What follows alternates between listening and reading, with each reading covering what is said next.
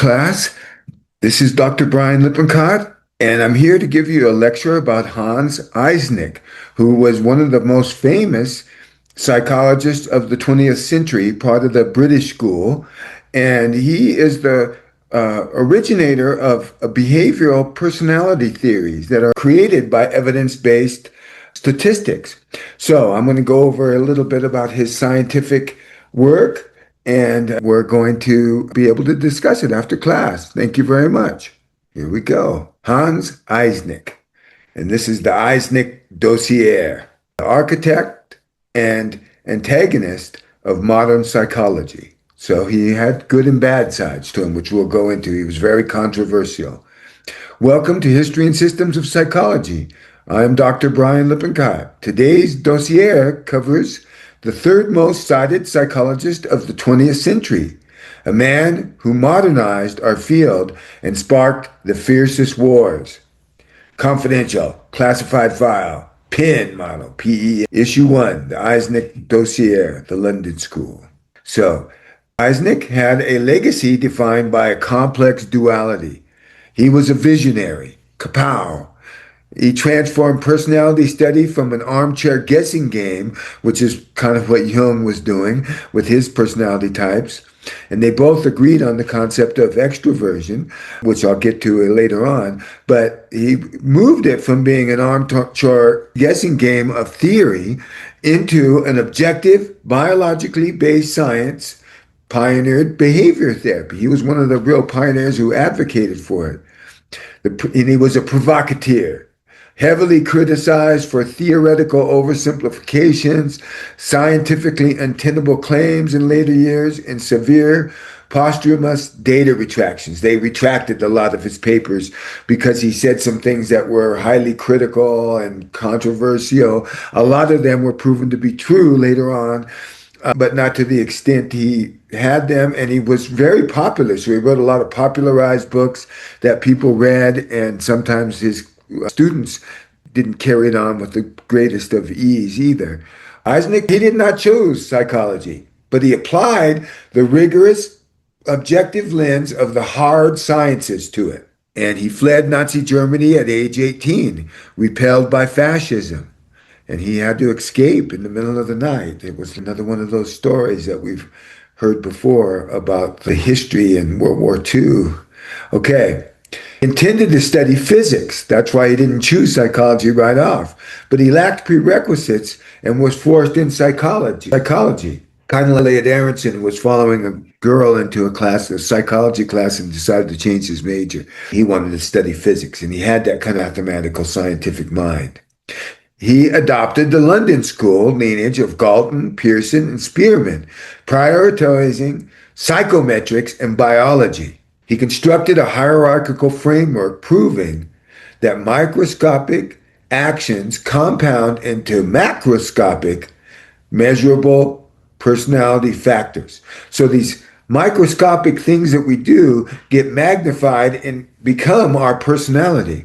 So starting here, level 1, specific responses. A one-time action, laughing at a specific joke. That's just one thing that happens to you, that's kind of a building block of eventually your personality. Level 2, habitual responses. This is this level. These are repeated actions over time, a habit of joking with friends. It's a natural thing that they do that becomes something that's regular, okay? Then we develop traits. Bundled habits. The habits get put together in bundles, forming observable characteristics like sociability, being able to get along with others, and friendship and that kind of thing. And then finally, they become super factors, the massive, overarching biological dimension, like extroversion that he proved extroversion exists. It's for extroversion is people that are less likely to be stimulated, where introversion are people that get overstimulated by other people really easily, and so they become introverts. We'll talk about that in a minute. He created the PIN model. Eysenck argued that 3 superfactors form the biological blueprint of human variation, measurable by the Eysenck Personality Questionnaire, which eventually, you can see, these became the big 5. They're also talked about in DSM. Now, psychoticism is what that really high openness to new experiences. But he called it psychoticism, and in the DSM, they call it psychoticism also. You can see extroversion and neuroticism are both in the big five also. So he was kind of creator of that. Carl Jung and Hans Eysenck. Let's compare and contrast their approaches. Carl Jung had the analytic approach, psychoanalytic and symbolic. Okay, so he's thinking in terms of symbols, and you can see what it looks like in the background. It's like a universe in there. Where Eysenck was much more methodological, neural networks, biological, and empirically driven science. Now, the mechanism for these extroversion, for instance, for Jung, extroversion and introversion was driven by unobservable, unconscious, and subjective internal focus. So it was very subjective what it was. Eysenck studied the same phenomena, but was driven by observable reticular formation, arousal, baseline. So he was able to look at the reticular activating aspect of the brain that they had extroverted people had baselines where introverted people, what we call introverted people, had easily aroused. So that's why they became introverted. They retreated from people. Measurement was theoretical interpretation. Jung was all theoretical. But Eysenck used measurement, psychometric testing, and laboratory reaction times. While Jung birthed the terms, Eysenck stripped them from mysticism, anchoring extroversion strictly in the testable biology of the nervous system. So he was very scientific about it, where Jung was kind of mysticism. Okay. 1952, Eysenck dropped a bombshell. This was one of his first controversial things. He published data claiming psychoanalysis was no more effective than spontaneous remission. It was not anything besides chance. Okay. Psychoanalysis shadow. Do not cross. You see the couch being broken there. The midwife of behavior therapy. He imported learning theory and championed objective, measurable treatments. He empowered psychologists. He fought the medical establishment to allow non-medical clinical psychologists to treat neurosis directly using behavioral conditioning. So he was an advocate for psychologists. It's one reason why I'm going over him. The paradigm shift. Therapy moved from reading depth psychology to modifying observable habits. So that's what we do. Okay. He had a prolific output. He founded journals, The Personality and Individual Differences, which is still there today, led the Maudsley clinical program, and wrote massive bestsellers, The Mind Machine, Behavior's Code, all those. The cultural impact. He applied his rigorous, and he was very rigorous, statistical lens to media, researching how televised violence and sexuality impacted viewer behavior and arousal. Okay, so we have a lot of laws about protecting different times for children are watching and all that. He was really the first one. It was the basis. His theories were the basis of social learning theory, which will come out later. He was a public scientist. He was an entrepreneur of science, of a psychological entrepreneur. The public scientist. Eysenck believed psychology must leave the ivory tower and address societal problems directly, despite political correctness. So he was canceled numerous times. Eysenck theorized that criminality was not purely sociological, but a failure of biological conditioning. So he discussed the socialization process. Society conditions children by creating anticipatory anxiety regarding bad behavior. If I do this, I'm going to get in trouble. The PIN, vulnerability. Individuals with extreme P, psychoticism, impulsive, extroverted. The extroverted people had low arousal and slow conditioning, and neuroticism, high reactivity. So PIN vulnerability is part of these three things. Psychoticism, extroversion, and neuroticism are part of the struggle to form internal moral alarms. And these are the alarms going off. Oh, I'm doing the wrong thing. A failure to anticipate punishment leading to rule breaking and psychopathy. So the criminal personality blueprint was Eysenck asserted that the combination of all three traits manifest as antisocial and delinquent tendencies: low cortical arousal, overactive limbic system, high testosterone, high extroversion. Extroverts have an under-aroused central nervous system. They constantly seek external excitement and sensation to elevate their cortical arousal to comfortable levels. In the forensic context, this leads to high risk, thrill seeking, or impulsive crimes, which I have seen that over and over with kids that are gang affiliated, that they are high risk and they get into the flow state, which we'll talk about later.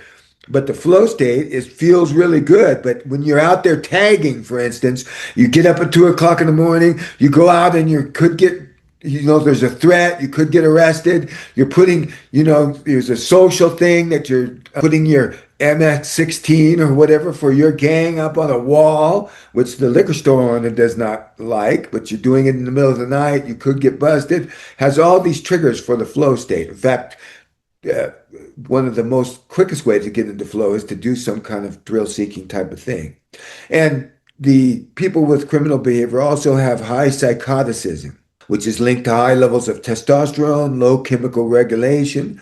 Psychoticism, the trait, is the strongest individual predictor of severe crime. So they're just really open to new experiences is the way to think of psychoticism. They really do things, and the individuals are aggressively egocentric, impulsive, anti-authority, and inherently lack empathy or remorse. So they don't have normal socialization. They have a criminal deficit. Individuals high in extroversion and neuroticism possess physical nervous system that makes them highly resistant to conditioning. So they don't get conditioning into right or wrong. There's empirical evidence support a landmark study by Eysenck in 1977 compared convicted male prisoners against a control group, finding that a criminal demographic scored significantly higher on P, E, and N. The age conflict. Critics of Eysenck note that while psychoticism aligns with lifelong criminal patterns, extroversion and neuroticism are poor indicators of adult criminality. Moffat has a dual taxonomy, counters Eysenck by demonstrating that most youthful offending is temporary and driven by peer environments, not fixed biological traits. And we're talking about this here. We've talked about the pin vulnerability. Individuals with extreme P, they're impulsive. With extreme E, they're low arousal and slow conditioning. So it's hard to condition them, to socialize them, to do the right thing. And their neuroticism, their N, is high reactivity. They struggle to form these internal moral alarms. So now I'd like to give you a little example of Ted Bundy and his aspect or his case when it comes to the ideas about the socialization process, the pin vulnerability, and the result of being criminality. And so I'm going to talk about Ted Bundy, which we all know that he had a lot of problems and was definitely a criminal personality. So we're applying this to one of the most infamous serial killers in the U.S., and it offers a textbook look at the pin model in forensic settings. For instance, Eysenck's trait of high psychoticism, definitely Bundy's behavior, cruelty, lack of empathy, voyeurism, treating people as objects rather than as humans. We talk about his high extroversion, superficial charm, high risk escapes, calculated social manipulation to lure targets, high neuroticism. He was compulsive, hidden rage attacks, escalating frenzy in his thing when under stress or facing capture. He was hyperreactive limbic system. He had low cortisol arousal, sensation seeking, and high testosterone. Now, high psychoticism is the core pathology. And he was so openness to new experiences, he was open to doing criminal new experiences. This behavioral evidence for that is this dimension directly correlates with aggressive, cold-hearted, and antisocial behavior. That Bundy viewed his victims purely as objects to satisfy his urges, demonstrating a total absence of empathy and guilt or remorse. That fits exactly with Eysenck's theory. Bundy fits the extreme high end of the psychoticism spectrum. His ability to lead a double life while committing heinous acts reflects the lack of functional, conscious, or socialized superego. High extroversion. He was a sensation seeker. Unlike a typical withdrawn, socially awkward offender, Bundy was highly outgoing, articulate, sexually active. He fits Eysenck's theory exactly. He linked extroversion to under-aroused central nervous system. So Bundy was constantly under-aroused, so when he got so under-aroused, he had to go out and arouse himself, and he picked one of the most arousing things. High neuroticism. Neuroticism is characterized by emotional instability, obsessive tendencies, and hidden anxiety. Behind his calm facade, Bundy harbored intense feelings of inadequacy, rejection, and explosive, compulsive treatment towards women. Goes along again with Eysenck's theory. Bundy was driven by easily triggered fight or flight response. His internal volatility meant that stress or frustration didn't deter him. He lacked conditioning. He was a conditioning failure in action. According to Eysenck, a criminal biological makeup prevents them from learning from punishment. Throughout his youth, Bundy engaged in minor deviances like shoplifting and voyeurism. Because his nervous system was resistant to classical conditioning, these early social boundaries failed to generate an anxiety response or him to develop a conscience. Now, there are some limitations when it comes to Ted Bundy. While the Penn model explains Bundy's impulsiveness and coldness, it struggles with his high intelligence and organizational skills. Eysenck predicted that high Penn individuals are typically poor planners due to high impulsivity. So there's organized and disorganized serial killers. He was an organized type. Bundy was highly organized, methodologically mapping out crime scene, tracking police investigations, evading detection for years. This suggests that while biology provided the raw traits, environmental intelligence dictated his criminal execution. So it was a really pretty close case of Ted Bundy, which gives you a picture of what Eysenck was studying and how important his theory is to a lot of various different things that we study as psychologists. So it's very important to have him as a part of our history. So that's very interesting. That was the result, a failure to anticipate punishment leading to rule breaking and psychopathy. Extreme tough-mindedness. So he did a lot of political work too. So this really ties in with some of the things we're experiencing now in our American culture, our cultural things where we have polarized opposites. Now, for instance, people that are behind communism and people that are behind fascism or authoritarianism, we would now call it, they score really high on tough-mindedness. They have extremely tough-minded. There's an x-axis, the radicalism, that's the T factor. And you have conservatism over here, the left and the right. He proved while extreme left and right differ on the R factor, they are identical in the authoritarian tough-mindedness, the T factor. And he utilized twin studies to prove political attitudes carry genetic heritability. They're genetically go along biological lines of our inheritment, angering the 1970s radical environmentalists. And it's still radical. People still argue about it, but there's a lot of evidence that has been substantiated, especially regarding the similarity of the extremists having to do with tough-mindedness, where the middle of the road people are a little bit less tough-mindedness and a little bit easier to convince of different angles. A little bit easier for them to cross the aisle would be the way we would look at it politically. Eysenck refused to dismiss the fringe on principle.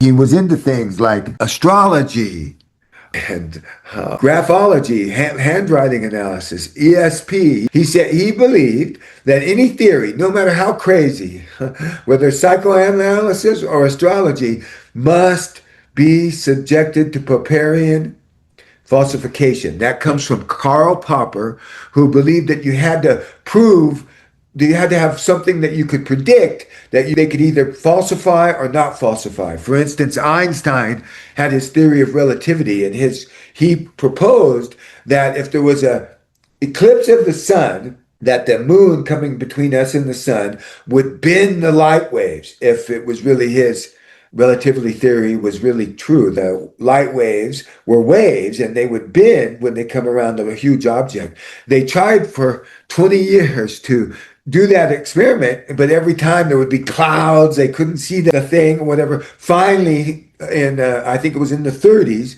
they finally were able to go to Russia and find a spot where there was going to be a lunar eclipse, and lo and behold, Einstein was right. The light bent when it went past the moon. And we can see that with the Artemis, where the light bends. Now that we even can go there again. But Einstein's theory could have been falsified. So you have to make a prediction in order for Eysenck to say that what are some predictions that, for instance, ESP researchers are testing for, that if this didn't happen, they would be falsified. They would be false. You have to predict something and then we have to test it. The standard of proof. If astrological claims like the Mars being in a certain position affected personality could be tested, he insisted on running the numbers. He wasn't just going to say, oh, this is crazy. He was a true scientist. Sometimes true scientists can study unorthodox things, but he got a huge backlash for that. This open-minded empiricism infuriated the orthodox colleagues who viewed topics as inherently unscientific. Oh, ESPs, graphology, oh, what? Astrology? No, it can't be. So he did the data crunching. We returned to the Galton-Spearman roots. Eysenck argued that general intelligence, G, is a biological phenomena driven by mental speed. So one criticism that I have is he's only talking about your performance speed. He's totally talking about a certain limited thing that we would test for now. But looking at that performance speed of how you react to things and how you answer questions, he was proven correct. He utilized reaction time and inspection time protocols to measure intelligence, bypassing cultural knowledge. So he wasn't asking about who was the president, who is Abraham Lincoln. He wasn't asking these factual questions or looking at any of that comprehensive part of intelligence. He was looking at processing speed, really is what he was looking at. You could see the little clock there. The Intelligence War. By publishing Race, Intelligence, and Education in 1971. In 1971, we didn't know that race did not exist. It's a social construct. Now, he wouldn't have probably published that, but he got a lot of stuff, even in 1971. And arguing for genetic roots of IQ variations across populations, he became a target of intense media outrage and physical protests. And he had this winter developmental theory that somebody else made up, but what that is, that living in more northern climates and having harsh winters caused people to develop more intelligence because it was harder to find food, there wasn't fruit growing and all that. That winter idea was debunked, but it also caused him to be canceled by a lot of different groups, even after he was dead. Modern neuroimaging and molecular genetics have largely vindicated his core assertions on the biological basis of G, which is that general intelligence, which I'm saying is really processing speed. Case file. Eysenck investigation, personality and disease. Retracted, flawed data. Eysenck claimed personality was a greater predictor of cancer than smoking, a stance heavily funded by the tobacco industry. So this was at a time when you didn't have to report that you were getting under-the-table inducements or straight-out inducements or pay or supporting all your research by tobacco industry. Now we would not allow that, and so probably it was good some of his data was retracted, especially about smoking. But it is true, if you're in my age group and you had two parents and one of them smoked, the one who smoked usually died first. But that's just a subjective thing. He was scientific about it and he was going to study everything, regardless of the blowback.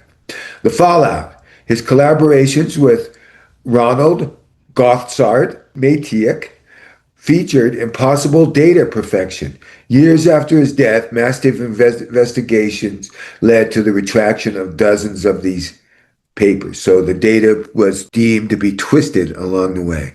And he also did things like he denied till his death that he was not part Jewish, half Jewish.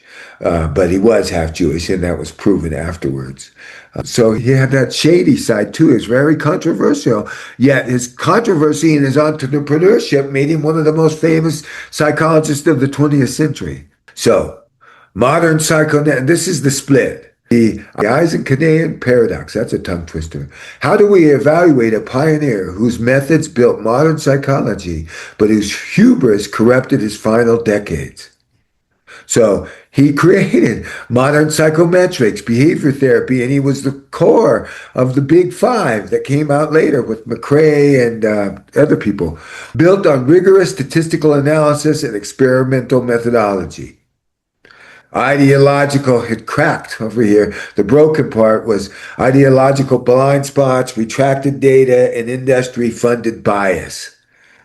So we need to know that. Compromised by motivated reasoning and financial conflicts. Eysenck forced psychology out of philosophy and into the natural sciences. Yet his commitment to proving his own biological hypothesis eventually blinded him to the rigors of data integrity. Ouch. His doctoral candidates, the burden of history falls on you now. Question 1.